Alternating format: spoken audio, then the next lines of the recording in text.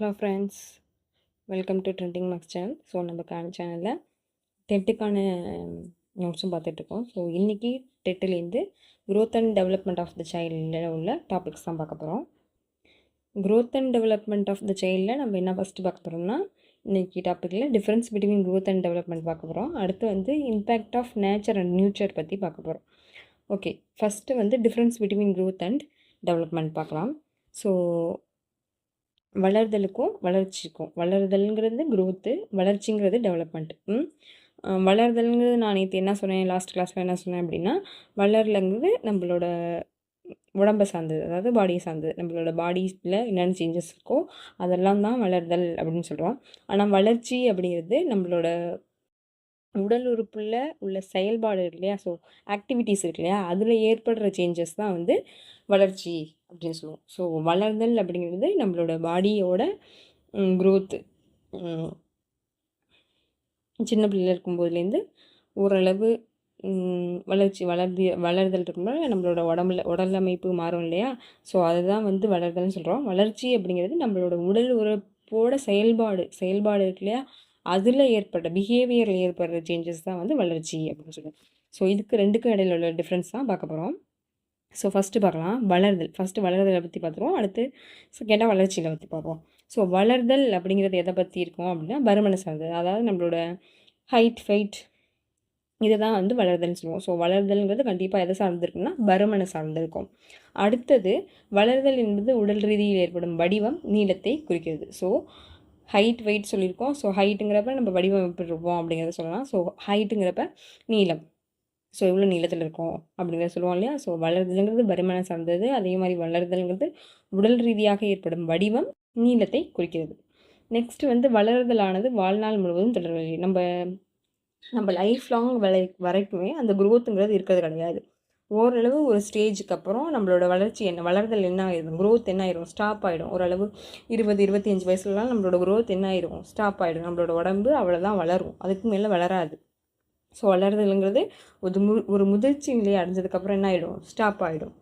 Next வந்து வளர்தல் மூலமாக ஏற்படும் மாற்றமானது அளவிடக்கூடியதாக, எண்ணியக்கூடியதாகவும் ஆகும்.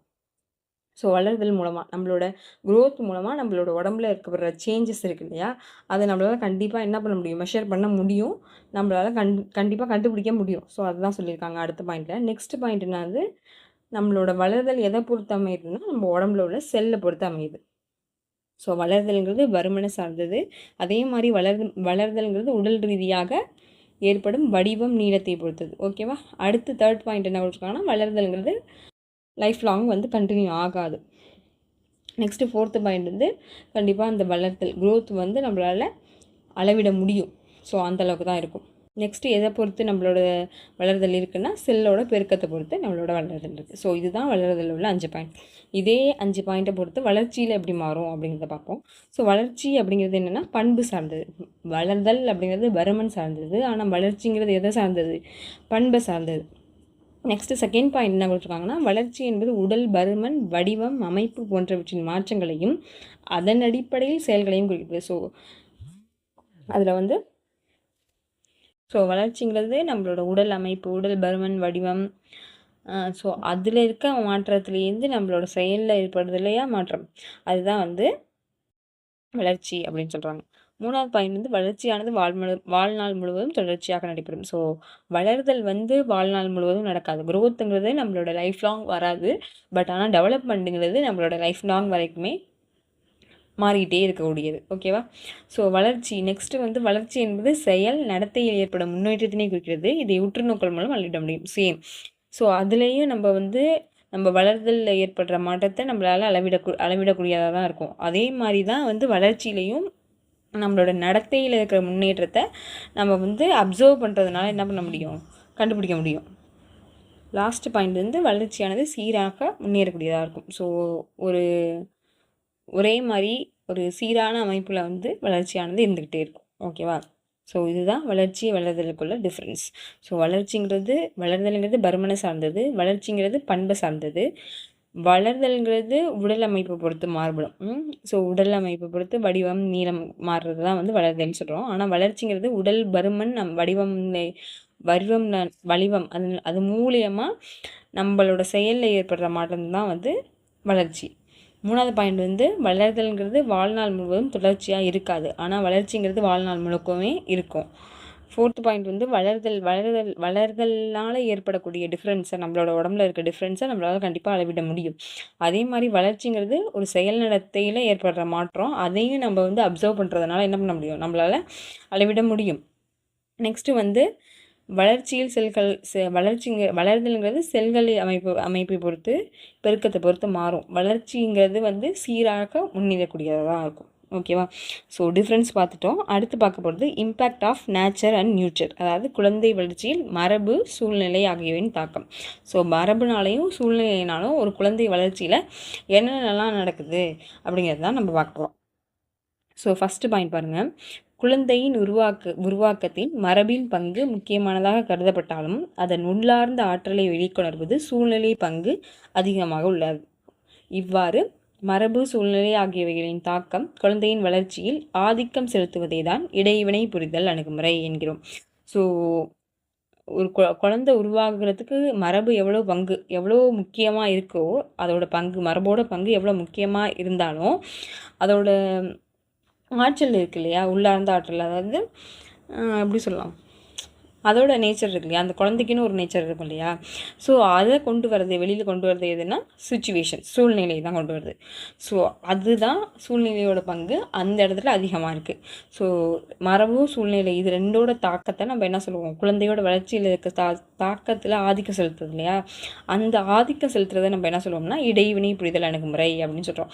ஸோ இது வந்து ஒன்வரில் கேட்கறதுக்கு சான்ஸ் இருக்குது. மரபு, சூழ்நிலை ஆகியவனின் தாக்கம் குழந்தைகளின் வளர்ச்சியில் ஆதிக்கம் செலுத்துவதை என்ன சொல்கிறோம் அப்படிங்கிற மாதிரி ஒன்வரில் கேட்குறதுக்கு சான்ஸ் இருக்குது. ஸோ என்ன சொல்லுவோம்னா இடைவினை புரிதல் அப்படின்னு சொல்கிறோம். ஸோ இன்ட்ராக்டிவ் அப்ரோச் அப்படின்னு சொல்லுவோம். ஓகேவா? ஸோ அடுத்து என்ன சொல்லியிருக்காங்க அப்படின்னா, மரபு, சூழ்நிலை ஆகியவற்றின் பற்றி விவாதிக்கும் போது மரபு என்பது தனி மனிதனின் பிறவிசார் குணங்களையும், சூழ்நிலை என்பது அவரது சுய அனுபவங்களையும் குறிக்கிறது. ஸோ மரபு அப்படின்னு சொன்னோம் அப்படின்னா, ஸோ அவங்களோட அந்த ஒரு மனுஷனோட மரபு அப்படிங்கிறத எதை சொல்லுவோம் அப்படின்னா, அவங்களோட தனி மனித பிறவிசார், அதாவது ஒரு பர்சனை நம்ம அவங்களோட மரபு எப்படி இருக்கும் அப்படின்னு கேட்டோம் அப்படின்னா அவங்க ஃபேமிலிக்குள்ளே தான் போவோம். ஸோ அவங்களோட ஃபேமிலி அதை பற்றி தான் நம்ம பேசுவோம். பிறவிசார் குணங்கள், அந்த அவங்களோட பிறப்பை சம்மந்தமான உள்ள குணங்களை தான் நம்ம பேசுவோம். சூழ்நிலை அப்படிங்கிறது அவங்களோட சூழ்நிலை, அதாவது அவங்களோட செல்ஃப் எக்ஸ்பீரியன்ஸ் இருக்கும் இல்லையா, ஸோ அதை பற்றி பேசுகிறது தான் வந்து சூழ்நிலை. நெக்ஸ்ட்டு வந்து ஜான் லாக்ங்கிறவர் 1632லேருந்து 1704 வரைக்கும் இருக்கிறாரு.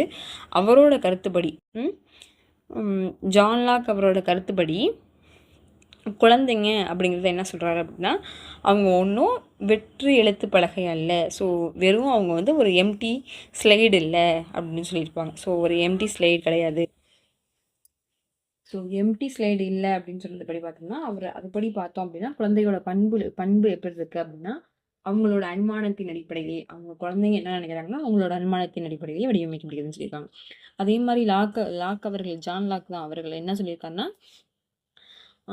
பேரண்ட்ஸாக வந்து ஒரு குட் டீச்சராகவும் அவங்க குழந்தைங்கள்ட்ட நல்லா பொலைட்டாக ஒன்று ஒன்றா கற்றுக் கொடுப்பாங்க இல்லையா. ஸோ பேரண்ட்ஸ் தான் ஃபஸ்ட்டு டீச்சரே இப்போ குழந்தைங்களுக்கு. ஸோ அவங்க வந்து ஒரு பொலைட்டாக என்னென்ன கற்றுக் கொடுக்குறாங்க, சில எக்ஸாம்பிள்ஸ்லாம் சொல்லி கொடுப்பாங்க இல்லையா, நல்ல பிஹேவியர்ஸை சொல்லிக் கொடுப்பாங்க. சில எக்ஸாம்பிள்ஸ், சில ஸ்டோரிஸ் அதெல்லாம் சொல்லி ஒரு நல்ல பிஹேவியர்ஸை சொல்லிக் கொடுப்பாங்க. ஸோ அந்த மாதிரி சொல்லி கொடுத்து தான் குழந்தைங்கள வளர்க்குறாங்க. ஸோ ஜான் லாக் அவங்க சொல்கிறது என்ன ஆக்சுவலாக என்னென்னா, குழந்தைங்கிறது ஒரு எம்டி ஸ்லேட் கிடையாது. ஸோ வெற்று எழுத்து பலகை அல்ல.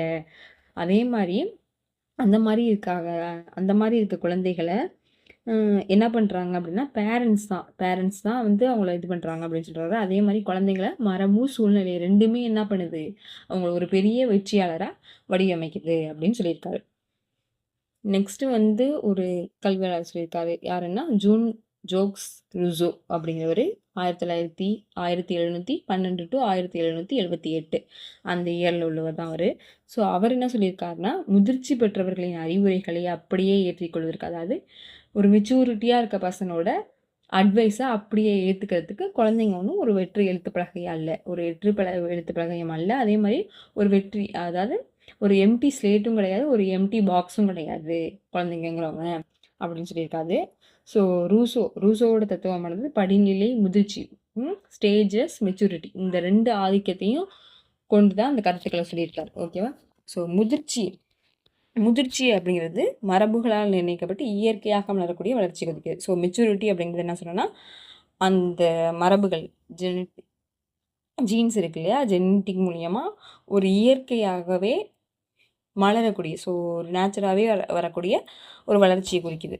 அதே மாதிரி மரபியல் குறைபாடுகள். ஸோ நெக்ஸ்ட்டு பார்க்க போகிறது ஜெனட்டிக் டிஸார்டர். ஸோ இது வரைக்கும் உள்ளது impact of nature and nurture, அதாவது மரபுக்கும் சூழ்நிலை ஆகியவற்றின் குழந்தையோட வளர்ச்சியில் உள்ள தாக்கத்தை பற்றி பார்த்தோம். இப்போ பார்க்க வருது மரபியல் குறைபாடு.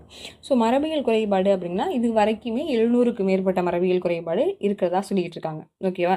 ஸோ அடுத்து வந்து பெரும்பாலான மரபியல் குறைபாடுகள் குழந்தைகளின் வளர்ச்சி சார் செயல்களை பாதிக்கப்பட்டு. ஸோ மோஸ்ட்லி வந்து ஜெனட்டிக் ப்ராப்ளம் வந்து குழந்தையோட வளர்ச்சி அதாவது டெவலப்மெண்ட்டை தான் பாதிக்குது. டெவலப்மெண்ட்டில் ஸோ பாடி ரிலேட்டடான நோய் வருது, இல்லைனா மனநோய், மன வளர்ச்சி கொண்டது, அந்த மாதிரி வந்து உள்ளது தான் வந்து மரபியல் சார்ந்த நோய்களாக இது வரைக்கும் சொல்லிகிட்டு இருக்காங்க. அதே மாதிரி மரபு சார்ந்து வர நோய் என்னென்னா டவுன் சிண்ட்ரம், ரெலைன் சிண்ட்ரம், அல்சைமர்ஸ் டிசீஸ், இதெல்லாம் வந்து மரபணு சார்ந்து, ஸோ ஒரு ஜெனட்டிக் சார்ந்து தான் வருது. மன இறுக்கமும் மரபியல் சூழ்நிலை, அந்த நம்மளோட மன கஷ்டம், அந்த மாதிரி மன இறுக்கம், அதெல்லாம் வந்து நம்ம மரபியல் இந்த மாதிரி சூழ்நிலை 2 காரணியை பொறுத்து தான் வந்து இந்த மாதிரி மரபணு குறைபாடுகள் ஏற்படுது அப்படின்னு சொல்லியிருக்காங்க. நெக்ஸ்ட்டு வந்து ஒரு ரிசர்ச் ஒருத்தர் பண்ணுறாங்க, மின்சோடா அப்படிங்கிற ஒரு ரிசர்ச் பண்ணுறாங்க. அதில் என்ன பண்ணுறாங்கன்னா ஐடென்டிக்கல் ட்வின்ஸ், ஒரு 2 ஐடென்டிக்கல் ட்வின்ஸை ஒரு சின்ன வயசுலேருந்தே பிரித்து வச்சு அவங்களோட பிஹேவியர்ஸ் எப்படி இருக்குது அப்படிங்கிற மாதிரி ஐடென்டிக்கல் ட்வின்ஸை வச்சு ஒரு ரிசர்ச் பண்ணுறாங்க. மின்சோடா ரிசர்ச்னு சொல்கிறாங்க. மின்சோடா இரட்டையர் ஆய்வு அப்படின்னு சொல்கிறாங்க. ஸோ அந்த இரட்டையர் ஆய்வில் எந்த 2 ட்வின்ஸை வச்சுக்கிட்டாங்க அப்படின்னு பார்த்தோம். எந்த 2 ட்வின்ஸ் வச்சுக்கிட்டாங்கன்னா Jim Nevis and Jim Springer அப்படிங்கிற 2 ட்வின்ஸை வச்சுக்கிட்டு, ஐடென்டிக்கல் ட்வின்ஸ் 2 பேருமே என்னென்னா ஐடென்டிக்கல் ட்வின்ஸ். இந்த 2 ஐடென்டிக்கல் ட்வின்ஸை வச்சுக்கிட்டு தான் இந்த மின்சோடா அப்படிங்கிற இரட்டையர் ஆய்வை பண்ணுறாங்க. ஸோ மின்னசோடா அப்படிங்கிற ஒரு இரட்டையர் ஆய்வை பண்ணுறாங்க. ஸோ அதுதான் வந்து எந்த 2 பேருனா ஜிம் லெவிங்ஸ் அண்ட் ஜிம் ஸ்ப்ரிஞ்சர்ஸ். இந்த 2 நேமையும் ஞாபகம் வச்சுக்காங்க. அந்த மாதிரி அந்த ரிசர்ச் நேம் ஞாபகம் வச்சுக்கோங்க. சப்போஸ் நேம் கேட்கறதுக்கு சான்ஸ் இருக்குது. இவங்க 2 பேரையும் வச்சுட்டு அந்த மரபு சூழ்நிலையினால் வளர்ச்சி மாற்றம்ல என்னென்ன அந்த மரபு சூழ்நிலையை பொறுத்து எப்படி மாறிப்படுது அப்படிங்கிறதுக்காக தான் இந்த ஐடென்டிக்கல் ட்வின்ஸை வச்சு இந்த ரிசர்ச் பண்ணியிருக்காங்க. ஐடென்டிக்கல் ட்வின்ஸ்னால் ஒரே கருமுட்டையில் 2 குழந்தைய வளருவாங்கல்ல, அதான் ஐடென்டிக்கல் ட்வின்ஸ்னு சொல்லுவோம். ஸோ அந்த மாதிரி ரிசர்ச் பண்ணும்போது அவங்களுக்கு என்னென்ன மாதிரியான ஒரே மாதிரியான நிறையா வந்து ஒற்றுமையை பார்த்துருக்காங்க. ஸோ 2 பேரையும் பிரித்து தான் வச்சு வளர்க்குறாங்க. ஸோ அந்த மாதிரி பிரித்து வளர்க்கும்போதே அவங்க 2 பேருக்குள்ளேயும் ஒரே மாதிரியான நிறையா விஷயங்கள் வந்து அவங்க வந்து அப்சர்வ் பண்ணியிருக்காங்க. ஸோ என்னென்ன விஷயம் அப்படிங்கிறத நான் இதில் நோட் பண்ணல, சொல்கிறேன். ஆனால் என்னென்ன விஷயங்கிறத கொஞ்சம் ரொம்ப மனப்பாடம் பண்ண தேவையில்லை, தெரிஞ்சுக்கங்க. சப்போஸ் எதுவும் அது ரிலேட்டடாக கொஷின் கேட்க மாட்டாங்க, இருந்தாலும் தெரிஞ்சு வச்சுக்கோங்க என்ன மாதிரியான அப்சர்வேஷனில் அவங்களுக்கு என்னென்ன ரிசல்ட் கிடச்சிது அப்படின்னு.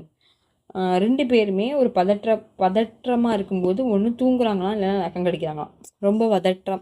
ரொம்ப வந்து நர்வஸாக இருக்கும்போது நம்ம என்ன பண்ணுவோம், ஒருத்தருக்கும் ஒரு ஹேபிட் இருக்கும் நர்வஸாக இருக்கும்போது. ஸோ அவங்க 2 பேரும் என்ன பண்ணுறாங்க அப்படின்னா, ஒன்று தூங்கிடுறாங்களாம், இல்லைன்னா நகம் கடிச்சிக்கிட்டே இருக்காங்களாம். இந்த மாதிரி ஒரு காமன் விஷயம் ஸோ நர்வஸாக இருக்கும்போது இருந்திருக்கு. அதே மாதிரி 2 பேருக்குமே என்னன்னா உடலில் இருக்க பிரச்சனை இருக்கு இல்லையா, ஸோ அது என்னென்னா ஒற்றை தலைவலி, ஒன் சைடு தலைவலி இருந்திருக்கு. அதே மாதிரி ரத்தம் உறைதல், அதே மாதிரி அதிக ரத்த அழுத்தம், இது மூணுமே அவங்க 2 பேருக்குமே காமனாக இருந்திருக்கு. அதே மாதிரி என்னென்னா 2 பேருமே செல்ல பிராணியாக எதை வளர்க்குறாங்கன்னா நாய் தான் வளர்க்குறாங்க. ஸோ மோஸ்ட்லி எல்லாருமே நாய் தான் வளர்ப்பாங்க, அது அவங்களுக்கு பிரச்சனை இல்லை, அது அவங்க சொல்லலை. நாய் 2 பேருமே வளர்த்த நாய்க்கு என்ன பேர் வச்சாங்கன்னா ஜாய் அப்படிங்கிற நேம் தான் 2 பேருமே வச்சுருந்துருக்காங்க. அதே மாதிரி 2 பேருமே வந்து மேரேஜ் பண்ணிக்கிட்டாங்க. ஸோ ஃபஸ்ட்டு அவங்க மேரேஜ் பண்ணப்போ பெல்டி, ஸோ அவங்க 2 பேரோட ஒய்ஃப் நேமே பெல்டி அப்படின்னு தான் இருந்திருக்கு. கொஞ்ச நாள் கழிச்சு 2 பேருக்குமே வந்து டிவர்ஸ் ஆகிட்டு திரும்ப கல்யாணம் பண்ணியிருக்காங்க. திரும்ப கல்யாணம் பண்ண பொண்ணு பேருமே ஒரே மாதிரியான பேர் இருந்திருக்கு. இல்லை சாரி, ஒரே மாதிரி பொண்ணு நேம் கிடையாது. அவங்க 2 பேருக்குமே அதுக்கப்புறம் மேரேஜ் ஆகி குழந்த ஃபஸ்ட்டு வந்து ஒரு பையன் பிறந்திருக்கான். அந்த பையனோட பேருக்கு வந்து ஜேம்ஸ் ஆலனுக்கு தான் 2 பேருமே பேர் வச்சுருக்கிறது ஜேம்ஸ் ஆலன் தான் பேர் வச்சுருந்துருக்காங்க. அதே மாதிரி 2 பேருக்குமே ஸோ ஹாலிடேஸ் அப்போ என்ன பண்ணியிருக்காங்கன்னா, ப்ளோடேரியா அப்படிங்கிற ஒரு பீச், 2 பேருமே அந்த ப்ளோடேரியா பீச் போகிறத லைக் பண்ணியிருக்காங்க. இன்னொன்று என்ன காமனான விஷயம் பார்த்துருக்காங்க அப்படின்னா, 2 பேருமே ட்ரிங்க்ஸ் பண்ணும்போது கம்பெனி ஐட்டம்ஸ் வாங்கும் இல்லையா? ஸோ அந்த மாதிரி பீர் தான் அதிகமாக ட்ரிங்க்ஸ் பண்ணுவாங்களாம். ஸோ அந்த மாதிரி பீர் ட்ரிங்க்ஸ் பண்ணுறப்ப 2 பேருமே ஒரே கம்பெனி ஐட்டம் தான் வாங்கியிருக்காங்க. அதே மாதிரி ஸ்மோக் பண்ணும்போதும் 2 பேருமே ஒரே பிராண்டடாக சூஸ் பண்ணி பண்ணுறாங்க அப்படிங்கிற மாதிரி இந்த ரிசர்ச் மூலமாக இந்த மாதிரி ரிசல்ட்டை தான் சொல்லியிருக்காங்க. அவங்க 2 பேர்லேருந்தும் அப்சர்வ் பண்ணது இந்த ரிசல்ட்டை சொல்லியிருக்காங்க. ஓகேவா? ஸோ என்னென்னா, மின்னசோடாங்கிற ரெட்டையர் ஆய்வில் யாரை வச்சு பண்ணியிருக்காங்க அப்படின்னா, ஜிம் லெவிக்ஸ் அண்ட் ஜிம் ஸ்பிரன்னர் அப்படிங்கிறவரை வச்சு பண்ணியிருக்காங்க. ஓகேவா? ஸோ அடுத்து இருக்க பாயிண்ட் என்ன, இந்த மரபியல் டிஸார்டரில் உள்ள அடுத்து இருக்க பாயிண்ட் என்னென்னா, ஐடென்டிக்கல் ட்வின்ஸ் இருக்காங்களா? ஐடென்டிக்கல் ட்வின்ஸு, நான் ஐடென்டிக்கல் ட்வின்ஸ், 2 ட்வின்ஸ் இருக்கும். ஸோ ஐடென்டிக்கல் ட்வின்ஸ்னால் ஒரே கருவில் உருவாகிறவங்க, நான் ஐடென்டிக்கல் ட்வின்ஸ்னால் வேறு கருவில் உருவாகிறவங்க நான் ஐடென்டிக்கல் ட்வின்ஸ். ஸோ அவங்கள சோதனைக்கு பண்ணும்போது ஒரு சைக்காலஜிக்கலான ஒரே மாதிரியான ரிப்போர்ட் எதுக்கு அதிகமாக கிடச்சிருக்கு அப்படின்னா, ஐடென்டிக்கல் ட்வின்ஸுக்கு தான் கிடச்சிருக்கு. நான் ஐடென்டிக்கல் ட்வின்ஸுக்கு கிடைக்கலன்னு சொல்லியிருக்காங்க. ஸோ இவ்வளோ தான் இந்த கிளாஸில். ஸோ இந்த கிளாஸில் என்ன பார்த்தோம்னா, difference between growth and development பார்த்தோம். அடுத்து வந்து impact of nature and nurture பார்த்தோம். ஸோ அடுத்து பார்த்தது ஜெனட்டிக் டிஸார்டர். ஸோ இந்த 3 டாபிக் தான் பார்த்தோம். ஸோ இதை வந்து கொஞ்சம் ரொம்ப எதையும் மனப்பாடம் பண்ணாதீங்க, கொஞ்சம் புரிஞ்சு படித்து கான்செப்டை மட்டும் புரிஞ்சுக்கோங்க. இது மனப்பாடம் பண்ணிடலாம் நமக்கு எக்ஸாம் எழுத முடியாது. கொஞ்சம் கான்செப்டை பிடிச்சிக்கோங்க, சில நேம்லாம் வந்து நல்லா பார்த்துக்கோங்க, அவ்வளோதான். ஸோ சேனல் நல்லா இருந்துச்சு, சேனல் உங்களுக்கு பிடிச்சிருந்துச்சி, கிளாஸ் எடுக்கிறது பிடிச்சிருந்துச்சி அப்படின்னா சேனலை சப்ஸ்கிரைப் பண்ணி வச்சுக்கோங்க. அதே மாதிரி உங்களுக்கு யூஸ்ஃபுல்லாக இருந்துச்சு அப்படின்னா உங்கள் ஃப்ரெண்ட்ஸ்க்கும் ஷேர் பண்ணுங்கள். தேங்க்யூ ஃபார் வாட்சிங். தேங்க்யூ.